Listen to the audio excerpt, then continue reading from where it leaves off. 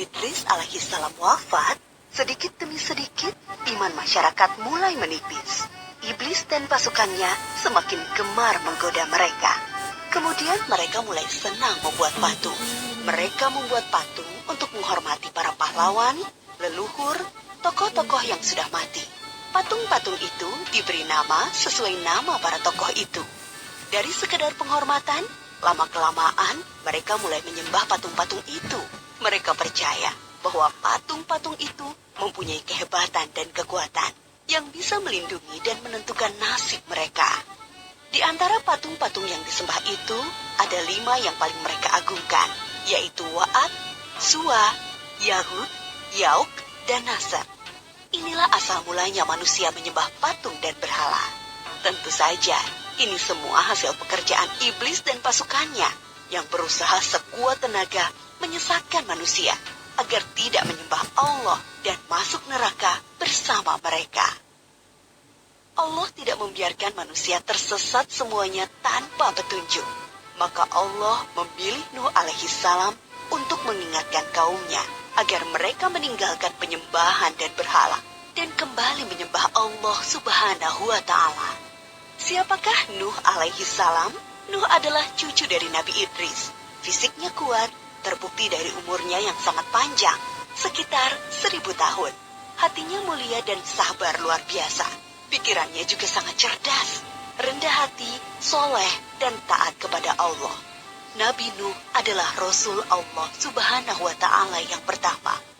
Sebelumnya, Allah hanya mengangkat nabi-nabi saja. Mulailah Nabi Nuh berdakwah kepada kaumnya. Nabi Nuh mengajak mereka untuk memohon ampun atas dosa-dosa mereka dan kembali menyembah Allah agar tidak terkena azab dari Allah.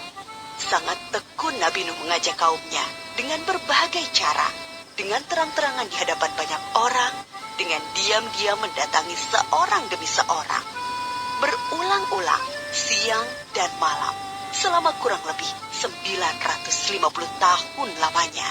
Tetapi sedikit sekali yang mengikuti seruan Nabi Nuh. Kebanyakan dari pengikutnya ini adalah orang miskin dan pekerja kasar. Jumlahnya sekitar 80 orang. Yakni sebagian besar kaumnya tidak mau mengikuti ajaran Nabi Nuh. Mereka bersikap angkuh dan sombong dengan menutup rapat-rapat telinga mereka jika Nabi Nuh mulai berbicara untuk mendakwahi mereka. Bahkan mereka menantang Nabi Nuh agar mendatangkan azab yang diancamkan oleh Allah subhanahu wa ta'ala. Nuh, sudahlah, berhenti bicara. Percuma, kami tidak akan percaya. Sekarang begini saja, datangkan azab itu pada kami jika kau memang benar. Kami yakin tidak akan ada azab yang menimpa kami karena kelakuan kami. Kau hanya berdusta. Nabi Nuh mengadu kepada Allah tentang pembangkangan kaumnya yang terlaluan. Allah berfirman bahwa memang pengikut Nabi Nuh tidak akan bertambah. Hanya 80 orang itu saja. Selebihnya mereka semua tidak akan beriman karena mereka sudah sangat sesat. Setelah jelas ketetapan Allah bahwa orang-orang itu tidak akan beriman, maka Nabi Nuh memohon kepada Allah. Tuhanku, musnahkanlah seluruh orang durhaka itu dari muka bumi. Mereka hanya membuat kerusakan dan melahirkan anak-anak yang durhaka. Kemudian Allah memerintahkan Nabi Nuh untuk membuat kapal yang besar.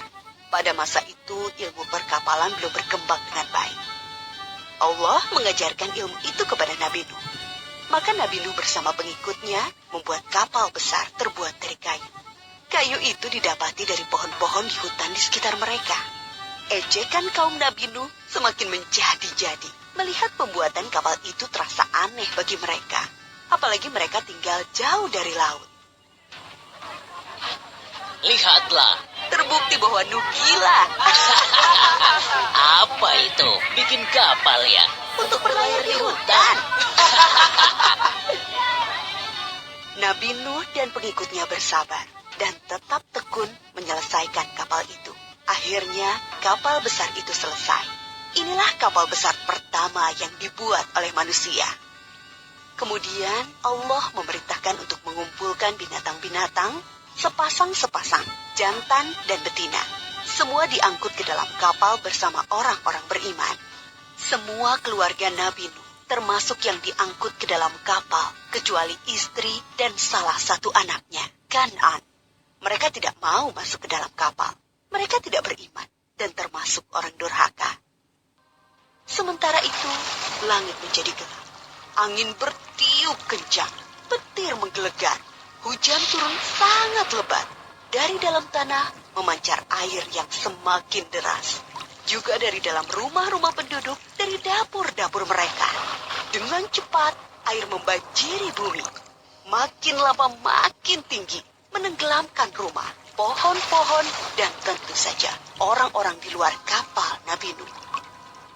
Ketika Nabi Nuh melihat sekelilingnya dari atas, tampak putranya, Kan'an, sedang menyelamatkan diri dari banjir. Karena kasih sayangnya kepada anaknya, Nabi Nuh berseru, Anakku sayang, masuklah ke dalam kapal ini.